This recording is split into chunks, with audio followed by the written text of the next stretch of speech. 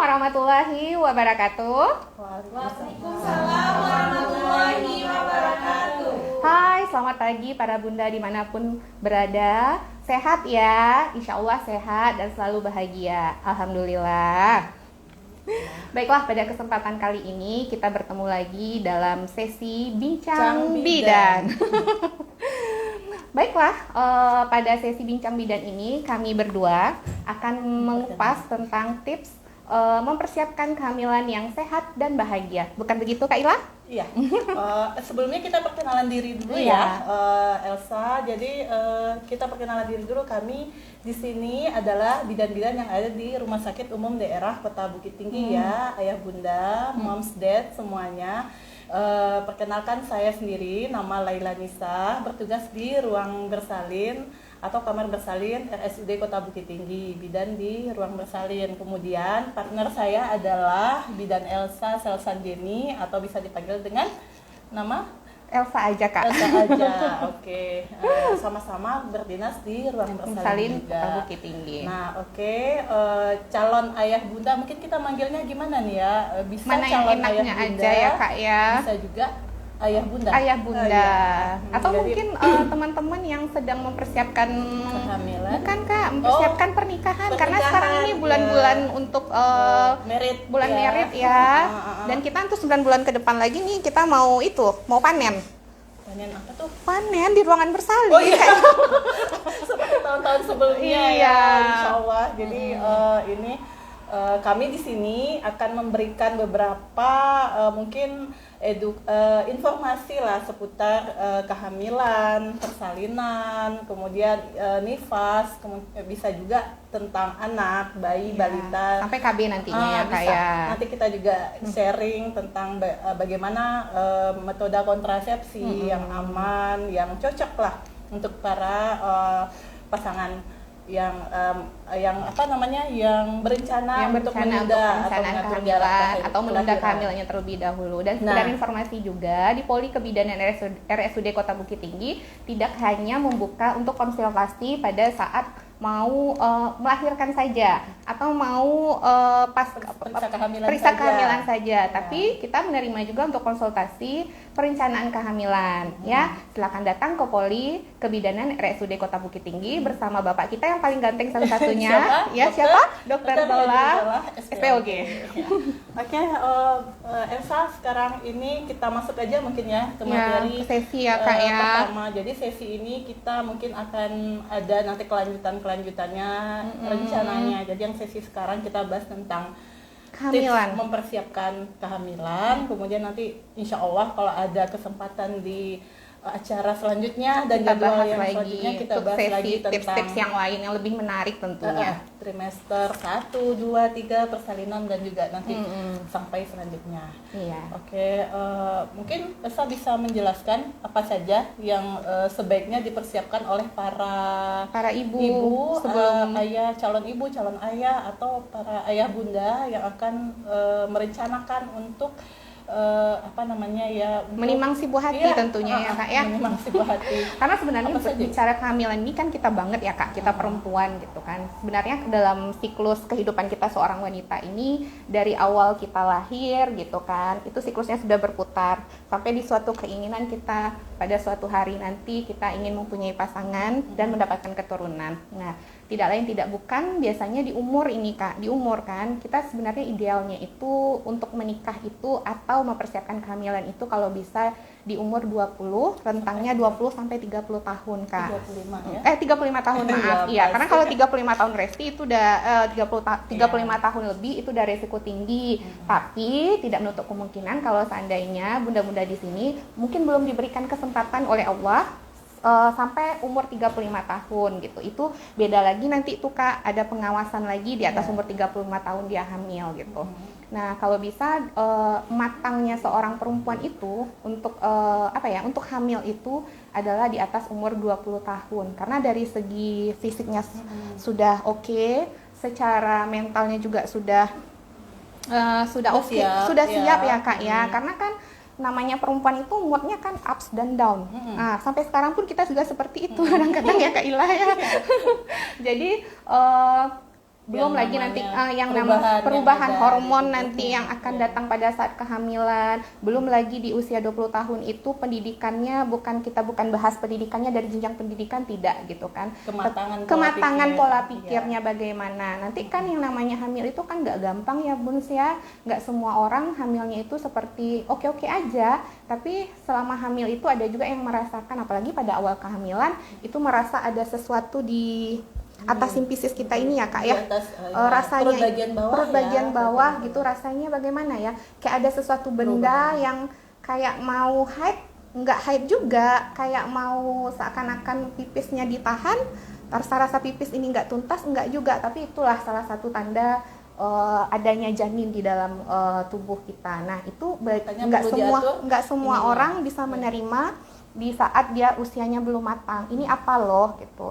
Belum lagi tuntutan nanti pada saat itu dengan berkembangnya si bayi ini ya secara sehat, dengan bertambahnya usia dan beratnya juga, otomatis nanti ada timbul lagi nanti Kak yang namanya keluhan-keluhan dari si ibu. Nah pasangannya juga harus mengerti juga pada saat itu gitu kan.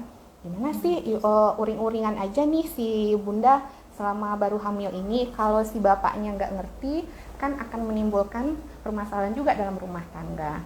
Nah kalau menurut Kak Ila gimana nih Kak, seorang kakak yang udah lama nih Kak di dunia perbidanan ini, udah cukup lama berkecimpung di dunia pelayanan, hampir puluhan tahun ya Kak? Juga belasan tahun. Biasa aja sih, banyak yang lebih senior sih sebenarnya ya, Bu ya. Cuman kalau untuk saat ini kakak dipercayakan. Iya, kebetulan aja juga kita masih ada ya sedikit mungkin pengalaman yang bisa kita bagikan kepada para ibu-ibu, ayah-ayah, semua calon ibu dan calon ayah. Jadi selain umur juga kita pertimbangkan jarak kelahiran anak. Nah di sini jarak kelahiran ini mempengaruhi terlalu dekat atau terlalu jauh. Jadi idealnya itu jarak itu jangan di bawah 2 tahun. Jadi ada proses dari perubahan tubuh setelah kehamilan itu menjadi dia normal kembali dan dia siap untuk menerima kehamilannya yang baru. Jadi kalau seandainya terlalu dekat jaraknya, nah itu kadang nanti dalam proses memang ada beberapa yang ini ya yang aman-aman aja kok jaraknya, misalnya 1 tahun nggak masalah, insya Allah aman, alhamdulillah seperti itu. Tapi dengan kondisi seperti itu tetap seorang ibu yang jarak kehamilan terlalu dekat itu atau terlampau jauh itu tetap memiliki resiko. Resiko itu macam-macam lah nanti. Kalau misalnya minimal dia selama kehamilannya ada keluhan-keluhan. Kalau terlalu dekat kita ambil aja contoh kayak sibling Kak, satu, yang kedua dalam proses mengasihi juga si ibu ini gitu kan. Jadi yang satunya belum tuntas dalam waktu 2 tahun, yang satu lagi udah nongol lagi. Atau misalnya terlalu jauh itu Kak, kembali lagi misalnya ke umur yang si ibunya, ngulang lagi dari awal kan, tambah pula hamil anak pertama, apalagi di atas umur 30 tahun itu kekuatan kita udah beda ya Kak pada saat hamil gitu kan, mood swingnya selalu datang daripada agak labil gitu. Selain jarak juga mungkin nanti bisa dipertimbangkan nih paritasnya ya. Iya, paritas jumlah anak ya Kak ya. Jumlah anak, maksudnya istilahnya jumlah anaknya. Jadi seandainya anaknya itu terlalu banyak atau maksimalnya itu sebenarnya ibu hamil maksimal 3 lah.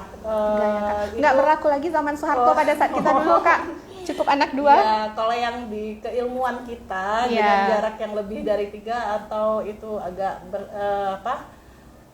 berlebih lah gitu, jadi itu agak mempengaruhi dari kekuatan dari otot-otot rahim ibu itu sendiri, termasuk nanti dari bekas-bekas penanaman plasenta yang sebelum-sebelumnya. Jadi retensio plasenta ya Kak, kita manual plasenta lagi, terjadi perdarahan. Iya kalau si ibunya benar mengkonsumsi tablet darah, nah kalau enggak ya terjadilah perdarahan. Tapi intinya ini semua tidak dijadikan kecemasan sih, ayah bunda semua ya. Tergantung ke kondisi si ibunya juga. Ini kan dari beberapa dari keilmuan kesehatan sebenarnya kita punya kriteria-kriteria yang merekomendasikan bagusnya yang kehamilan itu seperti apa, yaitu tadi usia, kemudian jarak anak, kemudian jumlah anak. Nah, kemudian jangan lupa lagi itu riwayat komplikasi atau penyakit yang pernah diderita ibu. Nah, itu gunanya kita screening tuh Elsa. Jadi mau kalau misalnya calon pengantin kan ada sekarang itu programnya TT, pemeriksaan calon pengantin yang di puskesmas, screening ada itu ya, baru. screening. Ya. Jadi itu sebenarnya kegunaannya yaitu banyak mempersiapkan ya, calon-calon ibu yang memang betul siap untuk apa namanya ya, untuk kehamilan yang sehat. Jadi di situ diperiksalah penyakitnya, bagaimana HB-nya. Jadi para remaja itu memang sebaiknya tidak, kalau diet cuma itu namanya HB-nya itu jangan sampai anemia gitu. Berhubungan juga dengan kesehatan reproduksi pada remaja tahap akhir itu berarti kita kan memang dari dulu apa masih berlaku nih Kak sesuai dengan kacamata Kakak. Kalau kita dulu disarankan nih pada saat kita masih remaja, pada saat kita datang haid gitu kan mengkonsumsi tablet penambah darah pada malam harinya. Itu masih ada nggak ya Kak ya? Sekarang masih ada. Masih ya Kak ya? Masih jalan itu kayaknya seperti karena kebetulan ini anak kami ini sekolah di SMA. Iya. Waktu ada yang saat dia SMP. Kakak punya anak remaja. Punya anak remaja, jadi cerita tuh ada pembagian tablet tambah darah. Nah, untuk yang teman-teman yang cewek ini Kak. Gitu. Jadi memang itu fungsinya. Jadi program dari pemerintah tablet tambah darah untuk remaja itu untuk mewujudkan kondisi kehamilan yang sehat. Jadi kalau ibu hamilnya sudah anemia di awal, jadi otomatis nanti kondisi kehamilannya juga tidak bagus, karena kehamilan itu kan dia darah ibu itu kan dibagi tuh, ada yang ke janinnya, kemudian ke ibunya. Nanti kalau kan semuanya ke janin, nanti yang ke ibunya juga kurang. Nah, nanti nggak bagus jadi kondisi tubuh ibunya. Makanya selama hamil itu kita periksa kehamilan ya. Berapa kali ya Bu Elsa? Periksa kehamilan itu biasanya 4 ya Kak ya. Kalau dulu ya 4 ya, sekarang udah 6 loh bunda-bunda semua. Yang dulu itu di trimester 1 itu ada 1 kali, trimester 2 1 kali, trimester 3-nya 2 kali. Kalau sekarang nggak lagi ya Kak ya. Di trimester 1 udah 1 kali, masih 1 kali, di trimester 2 itu 2 kali, di trimester 3 itu 3 kali. Jadi jumlahnya semuanya 6. Kenapa? Jadi karena berkembangnya ilmu kesehatan ini dan banyaknya kasus juga, mungkin rata-rata kita juga dapat pasien yang seperti itu ya Kak ya. Pemeriksaan kehamilan ini penting loh Bun, bukan pada saat kehamilan sudah mulai kelihatan, tidak. Tapi pada awal kehamilan itu sebaiknya sudah dilakukan pemeriksaan. Kadang kebanyakan kita masih pada saat kita pemeriksaan, oh iya kita hamil, kita mau menggunakan test pack ini Kak. Nah, kalau bagi teman-teman yang misalnya mencari ilmu pengetahuannya dari keluarga atau mungkin sekarang udah zamannya Gen Z ini udah sering browsing ya Kak Ila ya. Ini yang hamil ini bagaimana? Ada yang hamil itu memang tanda garis merahnya 2 di test pack, ada yang membayang. Nah, ada juga mungkin yang tanda-tanda seperti itu mungkin tidak tanda pasti kehamilan, tapi itu adalah tanda mungkin. Jadi sebaiknya pemeriksaan kehamilan itu dimulai dari awal, dari trimester 1 1 kali, trimester 2 itu 2 kali, dan trimester 3 itu 3 kali. Pentingnya USG juga perlu nih Kak Ila. Ya, itu USG itu tidak boleh diabaikan ya, kayak bunda semua. Jadi yang namanya pemeriksaan USG atau pemeriksaan ultrasonografi itu dilakukan tidak hanya untuk melihat jenis kelamin si bayi. Jadi kalau misalnya kalau gini kan jenis kelamin anak, kan seperti itu kan. Perempuan apa laki-laki? Tapi kayaknya sekarang tingkat kesadaran masyarakat kita udah mulai tinggi ya Kak ya. Sudah banyak yang sadar, aware terhadap apa pentingnya dia pemeriksaan kehamilan. Jadi minimal dia selama kehamilan itu USG-nya berapa kali? Standarnya itu sebenarnya di trimester 1 1 kali, kemudian di trimester 3-nya 1 kali. Jadi itu paling sedikit ya Kak ya. Paling sedikit saja. Trimester itu 3 bulan pertama ya. Bunda kehamilan itu kan 9 bulan ya. Jadi 3 bulan pertama itu pemeriksaan kehamilannya adalah USG-nya. Nah, itu untuk melihat dari kondisi perkembangan dari kantong kehamilannya, benar dia intrauterin atau ekstrauterinnya gitu kan, di dalam rahim atau tidaknya. Kemudian di trimester akhir juga, jadi itu banyak yang dinilai di situ ya Kak. Ayat ketubannya, lilitan mungkin ya, karena kebanyakan nih mitos apa fakta tuh Kak, kalau seandainya jilbabnya dinaikin pada ibu hamil itu akan terlilit juga nanti bayinya, atau misalnya yang terlilit tali pusar itu nanti insya Allah anaknya akan cantik, ada manis, mitos apa fakta tuh sih Kak? Percaya nggak percaya ya Kak? Percaya ya. Tapi kalau di dunia kita itu adalah mitos. Jadi yang namanya lilitan itu ya kalau kita hasil konsultasi dengan dokter atau spesialis itu penyebabnya macam-macam. Bisa karena ukuran kantongnya yang terlalu ketubannya terlalu banyak, anaknya terlampau aktif bergerak. Nah, bisa terjadi seperti itu. Cuma itu makanya kita usahakan aja selama kehamilan itu ibunya jangan mageran. Jadi adalah aktivitas fisiknya. Jadi kalau misalnya ibunya males-malesan, kalau dibilang olahraga agak berat juga ya Kak ya. Kata-kata olahraga ini dalam arti konsepnya di kitanya, di Minang kita olahraga ini kesannya harus lari, harus berjalan. Padahal sebenarnya bukan seperti itu ya Kak ya gitu. Oke Kak, di dalam bincang bidan ini kita kan buka juga itu komentar, menerima juga pertanyaan dari di sosmed kita humas.rsud.bkt. Mungkin bagi bunda-bunda semua yang sedang beraktivitas dimanapun berada, mungkin ada pertanyaan yang ingin ditanyakan, silahkan komen di humas.rsud Bukit Tinggi. Sepertinya tuh ada pertanyaan kayak saya. Oh ya, dari Betri dokter apa gimana ini? Atau mungkin pertanyaannya ini persiapan apa saja yang harus dilakukan oleh ibu hamil. Nah, ini kan jadi apa saja yang dipersiapkan untuk, mungkin maksud beliau adalah dari segi apa aja? Ini mungkin kita coba jawab juga ya. Iya, Kak, iya. Yang persiapan yang dilakukan oleh ibu hamil ini meliputi. Jadi kalau ibu-ibu semua merencanakan kehamilannya, yaitu seperti tadi. Nah, terlebih dahulu perhatikan dulu umurnya. Ya, fisik. Jadi, dari segi fisiknya, Bunda. Dari fisik dan psikisnya. Kalau dari umurnya antara 20 sampai 35 tuh insya Allah ya saya itu aman. Kemudian, jika tidak ada penyakit penyakit apa namanya Kak? Penyerta. Nah, pertama umur, kemudian jumlah anak yang tadi, jadi anaknya kalau dapat diusahakan itu besar lebih maksimalnya itu 3 gitu ya, kehamilannya sampai 3 kali. Kemudian jarak kehamilannya idealnya itu adalah di bawah 2 tahun, dan status gizi itu terutama juga seperti dilihat. Jadi kita kan ada pemeriksaan lingkar lengan atas ibu hamil. Ya, Kak, ya. Jadi seorang remaja atau calon ibu atau ibu yang akan hamil itu memiliki ukuran lingkar lengan atasnya sebaiknya di atas 23,5 cm. Itu lingkaran diameternya ini. Jadi kalau seandainya terlampau kurus, nanti dikhawatirkan janinnya tidak dapat nutrisi yang cukup. Nah, kemudian ibunya juga nanti takutnya mengarah ke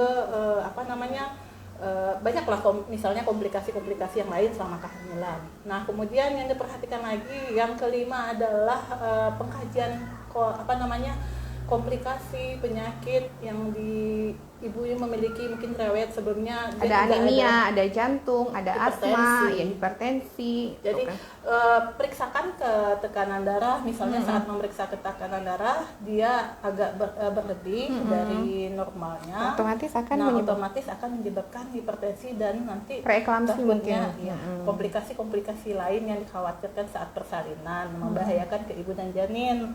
Nah, itu harus dipertimbangkan. Kemudian riwayat kondisi kesehatan penyakit menular. Nah, penyakit menular di sini kita itu pemeriksaan macam itu hepatitis, HIV, sifilis, dan kecacingan. Itu adalah penyakit-penyakit menular yang akan berisiko terhadap kehamilan, persalinan, dan saat nanti kepada buah hatinya. Nah, jika itu kemudian jangan lupa juga persiapkan kondisi psikis atau kejiwaan yang yang siap untuk hamil. Jadi kalau seorang ibu itu dia belum siap atau kurang prepare kadang kembali lagi ke sekarang Kak, kita perempuan ini kan beda pada zaman orang tua kita dahulu. Pada zaman orang tua kita dahulu itu kita perempuan banyak di rumah. Nah, sementara kalau sekarang kita sering yang namanya wanita itu sering berkarir di zaman sekarang. Jadi kebanyakan ini dari segi psikisnya juga penolakan nanti pada saat kehamilan Kak. Sementara dia tidak ingin hamil tapi tidak berkomitmen dengan suami, harus menunda kehamilan. gitu kan. Nanti pada saat kehamilan, nah seakan-akan oh gara-gara hamil ini saya tidak bisa berkarir, gara-gara hamil ini saya tidak bisa naik jabatan, nah gara-gara hamil ini saya harus berhenti kuliah atau bagaimana. Jadi komitmen siap, itu intinya tidak siap. Jadi persiapan apa saja yang harus dilakukan oleh ibu hamil? Yang pertama adalah kembali lagi fisik, kemudian dan yang kedua psikisnya. Nah, jadi dua-duanya itu termasuk juga nanti circle-nya ya. Ya, circle-nya. Terutama sekali yang terdekat itu, misalnya dia sama suaminya, sama komitmen dengan suami ini sangat perlu Kak, gitu. Suami dan misal ada lingkungannya keluarga, sama orang tua atau mertua atau sama keluarga yang lain. Jadi kondisi kejiwaan, apalagi kita kan dalam beberapa minggu kemarin kan ada award tentang maternal mental health, kesehatan jiwa dari seorang ibu hamil kan? Itu ada peringatan hari minggunya di peringatan di keduniaan. Jadi memang fokusnya saat ini kita bagaimana mencegah supaya tidak terjadi depresi atau gangguan kejiwaan. Gangguan kejiwaan ini jangan dimaknai dengan yang orang gila Kak. Bahasanya bukan orang gila ya Kak ya. Misalnya ibunya sering menangis, gampang sedih, baperan, atau gimana ya, yang namanya mood seorang atau kejiwaan seorang ibu hamil itu karena pengaruh hormonnya itu kan berubah. Jadi itu yang harusnya bisa dipahami oleh si suami terutama, dan keluarga juga, dan keluarga yang ada di sekitar.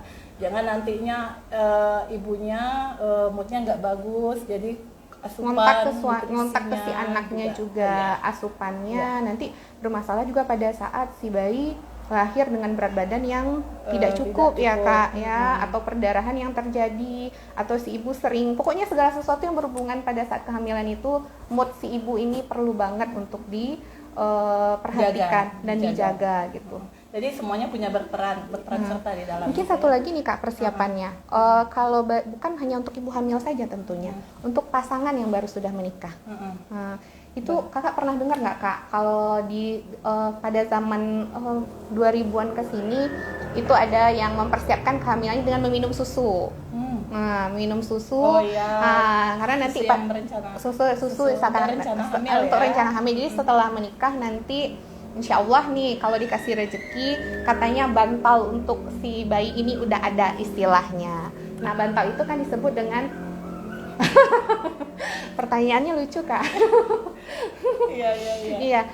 Apa ya Kak ya, bantal yang bunyinya bantal untuk persiapan si bayi ini yang kita kenal sebenarnya dengan asam folat sebenarnya Kak. Nah, asam folat ini kan sebenarnya kebanyakan pada saat kita pada pasangan yang usia subur ini, apalagi yang merencanakan kehamilan pada ibu primigravida, ibu baru pertama kali hamil, itu biasanya diberikan asam folat itu pada kontak pertama kali ke tenaga kesehatan. Biasanya ini diberikan oleh dokter kandungan kita. Nah, sebenarnya bunda-bunda, asam folat ini sudah bisa kita konsumsi itu jauh dari sebelum kita hamil.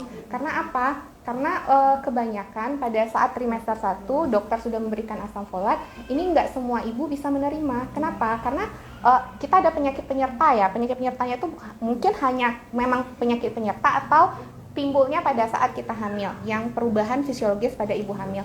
Mual muntah ini kan selalu ya Kak ya. Nah, dikasih asam folat, udah tahu itu asam folat gitu kan.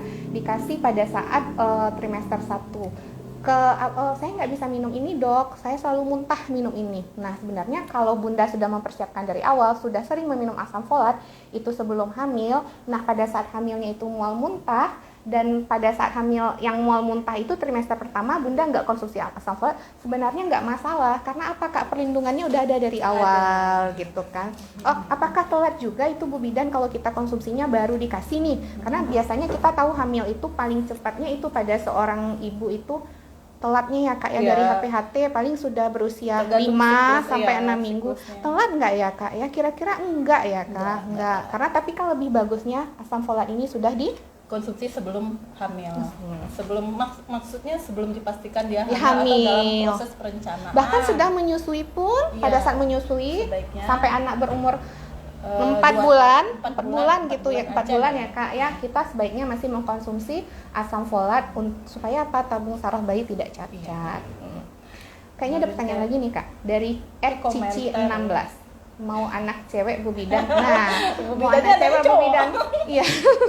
Nah, sebenarnya kalau untuk anak cewek dan cowok ini kembali lagi ke takdir ya Kak ya, gitu pilihan. Kita nggak bisa milih, tapi kita sebenarnya bisa minta ke Allah. Tapi nggak salah juga kalau misalnya kita berikhtiar ya kan. Kalau berikhtiarnya pernah dengar nggak bunda-bunda sekalian, kalau misalnya kita pengen punya anak cowok, nah si bundanya perbanyak makanan daging, si ayahnya perbanyak makan sayur, ya kan? Benar apa enggaknya gitu, kebanyakan ada juga, tapi tergantung dari takdirnya gitu. Tapi banyak juga loh teman-teman saya yang mencoba, kalau memang mempersiapkan kehamilan mau anak cewek ini, nah bunda tolong dicek dulu loh belakangan pola makannya bagaimana Bun. Apakah bunda selama ini suami istri sering makan daging gitu kan, ikannya kurang, jadi kebanyakan basahnya aja nih Kak, asamnya nggak ada. Sementara kan untuk anak perempuan Seimbang. ini harus seimbang, ada X dan Y-nya gitu kan. Jadi bisa Jadi juga sebaiknya ikhtiarnya. ikhtiarnya memang kalau memang pengen mempersiapkan, pengen punya anak cewek, berarti dari jauh-jauh hari, seperti kata kita tadi 2-3 bulan kita pengen mempersiapkan kehamilan, bunda udah matang nih Bun. Untuk pola makannya bagaimana, kurangilah yang namanya daging-dagingan, perbanyak sayur dan Daging sapi ikan. ya, Iya, daging gitu ya, sapi daging tentunya sapi. Kak, karena kan panas ya Kak ya, kalau itu tuh lebih banyak nanti sperma bapaknya itu ke arah Y. Gitu. Kemudian juga ini perhatikan juga ini siklus menstruasinya. Iya, siklus menstruasinya Jadi juga. kalau siklusnya itu ada siklus masa suburnya itu kapan. Jadi masa subur itu memang hitungannya ada sesuai dengan kondisi siklusnya masing-masing. Nah, siklus yang dikatakan normal itu adalah rentangnya 26 sampai 31 hari. Dan minimal dia antara rentang itu Di setiap kita berbeda-beda juga dan ya masing-masing Kak. juga berbeda. Jika siklusnya ada di bawah 20 sampai 35 hari. Kalau di bawah 20 hari itu atau dalam 1 bulan itu dia ada 2 kali menstruasi. Nah, itu sebaiknya diperiksakan ke dokter. Jadi dikaji nanti apa yang menyebabkan bisa terjadinya menstruasi 2 kali dalam 1 bulan atau dalam rentangnya terlalu jauh lebih dari 35 hari. Nah, jadi kan setiap itu kita masing-masing perempuan ini kan unik ya, masing-masingnya polanya. Yang penting jangan beda-beda. stres loh Kak, itu intinya. Perempuan ini identik dengan stres, Kejiwaannya apa-apa stabil. stres. Kalau udah stres pasti apa ya Kak, moodnya bolak-balik, kembali ke makan ya Kak ya. Iya. Karena apa? Stres ngomong, jadi ngomong ini sesuai dengan apa yang mau dipikirkan, sesuai dengan apa yang mau dimakan gitu. Ini ada satu pertanyaan lagi nih Kak. Apakah saja kondisi yang dikatakan layak untuk hamil? Oh, ini dari Scrub Scrub Shakira Labels underscore Shakira ya. Labels. Jadi ini Shakira, kondisi yang dikatakan layak untuk hamil itu kondisi ibu yang dalam kriteria 6 tadi ya. Jadi ada kondisi fisiknya terpenuhi, kemudian psikisnya juga kejiwaannya terpenuhi. Fisiknya itu dari umur, dari jarak kehamilan, dari rentang, dari kondisi komplikasi penyulit atau ada penyakit menular atau tidak. Nah, kemudian setelah semuanya itu terpenuhi dan dikatakan aman dan tidak ada kelainan, atau penyakit yang lain, nah itu bisa dikatakan ibu tersebut hamilnya layak untuk hamil, bisa dipersiapkan untuk kehamilan. Jadi insya Allah ya, kita kan dalam mewujudkan insya Allah Indonesia Emas 2045. Jadi untuk membentuk satu generasi itu kita mempersiapkannya itu dari ibunya, Jadi sebelum dia hamil, nah dia memiliki kualitas kehamilan yang bagus, dan insya Allah anaknya juga terhindar dari yang namanya stunting atau stunting. gangguan yang tubuh kembangnya. Satu lagi Kak, mempersiapkan kehamilan itu gampang-gampang susah ya Kak ya. Kenapa? Karena apa Kak? Pada saat kehamilan, kebanyakan pada ibu-ibu ini lebih memilih like dan dislike. Nah, aku nggak suka susu. Nah, sementara kalsium itu kan perlu bagi ibu hamil, dia untuk kekuatan tulang dan gigi. Jadi jangan nanti bunda kadang selalu berpikir, aduh anak saya baru 1 tapi gigi saya udah keropos. Nah, bunda tahu nggak kalau misalnya kalsium itu kurang, vitamin kurang dalam tubuh kita, nutrisi kurang, otomatis anak yang sedang kita kandung akan mengambil apa yang dari ibunya. Jadi nggak salah, baru anak 1 gigi keropos, makin lama makin keropos, karena memang bundanya malas untuk mengkonsumsi. Jangankan untuk mengkonsumsi susu, vitamin itu susah loh Kak. Kadang kebanyakan orang ketika datang ke dokter, aduh obat saya banyak banget. Padahal itu bukan obat loh, itu vitamin. Karena apa? Susahnya ini loh Kak, untuk mindsetnya seperti ini. Kita udah datang-datang jauh ke SPOG, kita sudah konsultasi, kita sudah bayar jasa beliau, kita sudah diberikan juga kepuasan pelayanan. Masa obat yang sudah direkomendasikan oleh dokter tidak kita minum. Nah ujung-ujungnya nanti kembali lagi, aku nggak suka, aku mual, jadi mindsetnya gini loh Bunda, kalau untuk anak itu apapun akan kita lakukan, suka dan tidak suka, demi anak pasti akan kita lakukan. Jadi karena apa yang kita makan selama hamil 9 bulan itu akan berpengaruh kepada kehidupan si anak nanti setelah dia dewasa. Oke, kita udah ini ya, udah kayaknya waktunya nggak cukup ya Kak ya sebenarnya. Ya udah ini udah di akhir acara. Akhir acara sudah 30 menit berlalu. Jadi 2 menit untuk kedepannya selanjutnya kita akan bahas lagi mungkin tips yang akan lebih menarik dari hari nanti ini. Bisa ditunggu nantilah misalnya dari kita ya, dari kita boleh juga. Atau mungkin ada dari permintaan dari netizen apa yang mau dibahas untuk minggu depan atau 2 minggu lagi. Boleh di DM. Jangan lupa follow humas.rsudbkt, follow, share, dan like dan juga komen. Aduh kebalik-kebalik ngomongnya ya Kak ya. Ini nanti ya untuk selanjutnya juga nanti bisa konsultasi ke sini, ketemu bapak ganteng kita satu-satunya. Kita juga ada poli kebidanan dan penyakit kandungan. Seandainya ada yang mau berkonsultasi juga bisa. Kemudian untuk persalinan dan yang lainnya nanti juga bisa di RSUD Kota Bukit Tinggi. Insya Allah Ayo Bunda, kita melayani dengan sepenuh hati. Ayo Bunda, Ayah, kalau mau program kehamilan silakan datang ke Poli Kebidanan RSUD Kota Bukit Tinggi, ketemu dengan Bapak Dr. Henry Zola SPOG. Dan kalau ingin melahirkan di tempat yang nyaman, mari ke RSUD Kota Bukit Tinggi. Makasih loh Kak Ila atas waktunya. Masih ada acara lagi habis ini ya Kak ya? Enggak juga. Oke, terima kasih, kami sudahi saja. Wabillahi taufiq wal hidayah. Wassalamualaikum warahmatullahi wabarakatuh. Kami pamit.